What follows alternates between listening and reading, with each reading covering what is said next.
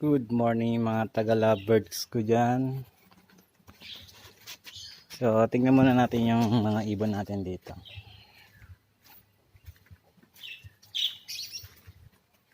Ito na sila. Yung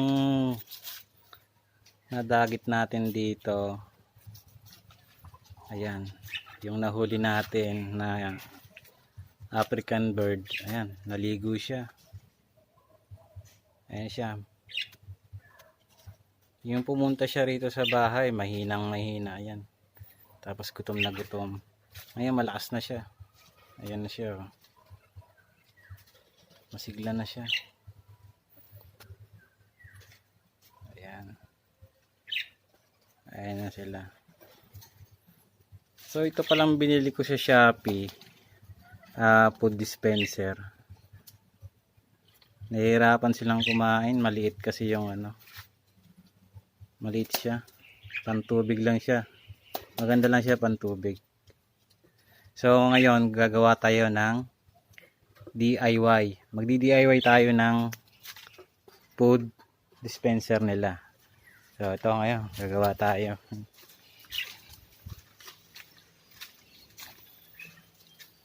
Ito kailangan natin yan. Ito.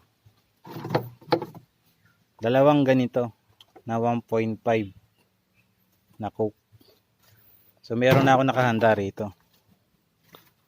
So, guys.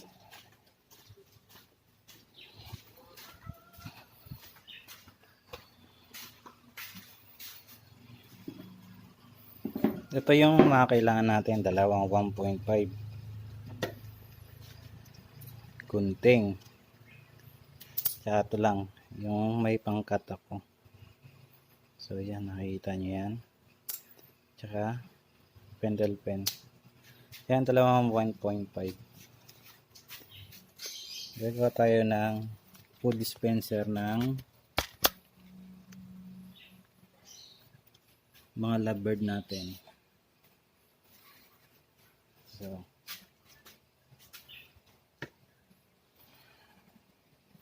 tanggalin lang natin to.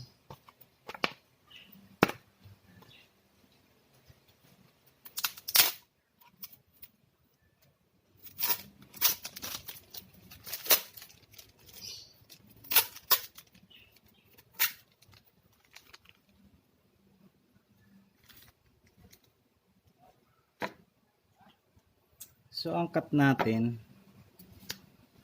dito ka magkakat yung pinakaguhit niya. Yan, ikakat mo yan.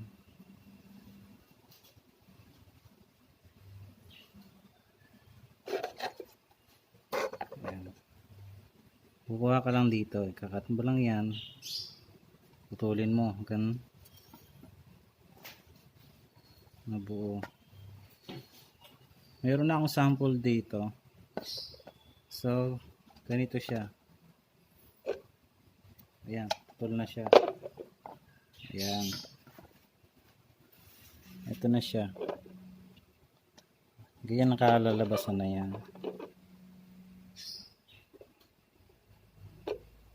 Tapos, pag nakat ko na, magkakat ka rin dito ulit ng may guhit naman siya eh. Tatlong guhit. Ayan, tatlo. Isa, dalawa, tatlo. Mag-guhit ka lang dito. Ayan, hindi nagsusulat to, di ba?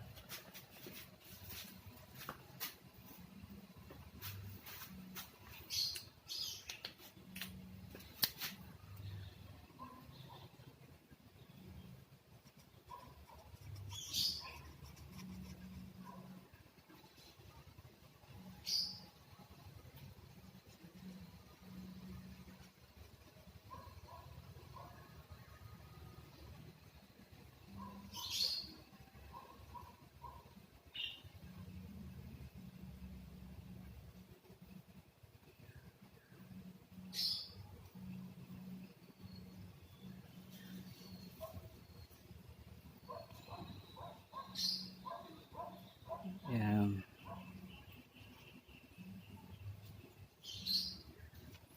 Ganyan. Tapos ikakat nyo yun dito. Parang may sample ulit tayo.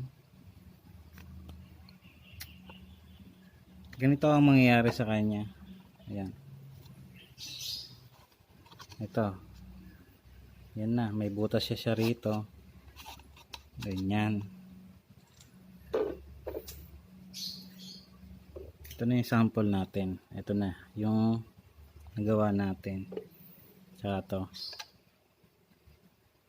Yan.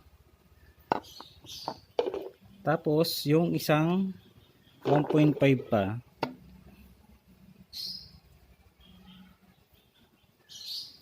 ikakat mo naman siya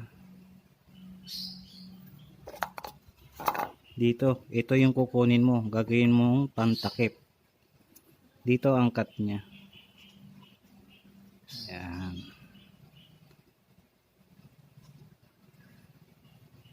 Yan, tansyahin mo yung palubog niya rito, palalim niya, doon ka magkakat para pantakip.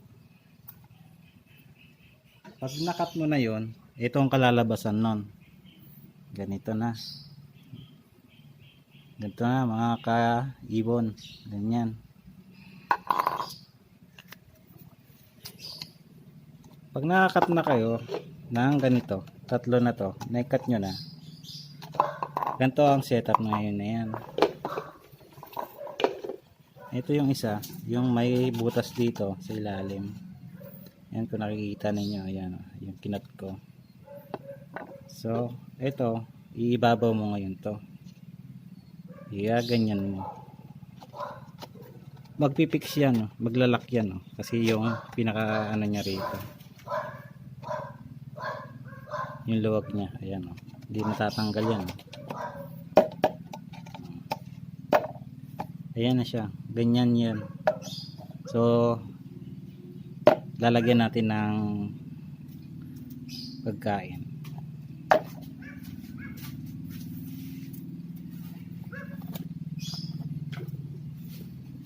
So guys, sasalinan natin ng pagkain ng ibon.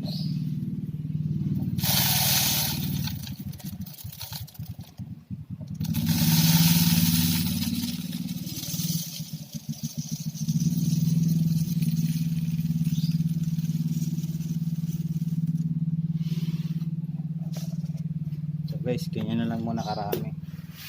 Yan guys, ganyan na mangyayari dyan guys. Ayan guys. Tapos itong pang ilalim na kinat ninyo, ito yung lalagay mo sa ibabaw para mag-lock. Ayan guys, di ba? Nag-lock siya. Ayan. Kahit hawakan mo rito sa ibabaw, nag-lock din siya. Nag-lock siya. Ayan yung finish natin ng food dispenser ng ibon natin. Ayan, pag tutuka lang ng tutuka yan, maubos yan. Bababa ng bababa yan yung pagkain nila. Ayan, di ba? May mga gustong bumili ng food dispenser, kahit ikaw sa bahay, kaya mo nang gumawa. 2.5 lang. Di ba? Hindi ka nagagastos. Ganyan lang mga kaya lovebird natin. Ayan. Pwede na natin silang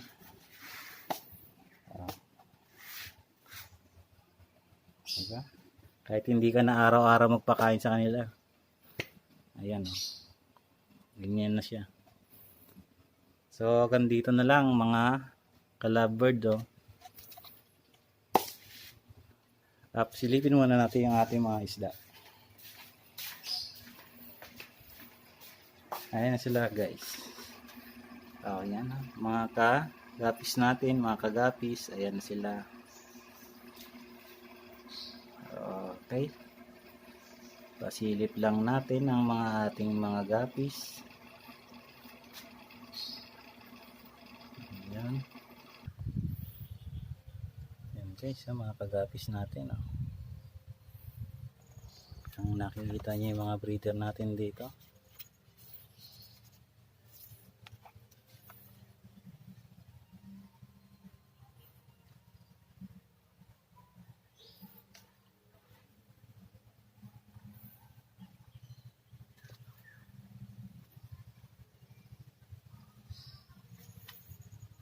na sila. Medyo marami na po sila rito.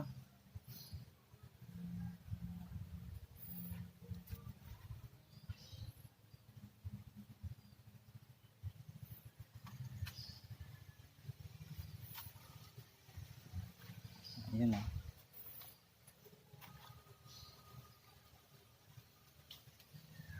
Ito guys oh. Dito ang pinakamarami natin guys na breeder dito. Ayan silang lahat. Ganyan na po sila kanyang karami rito. Mga kagapis. So ayun na nga oh. Hanggang dito na lang.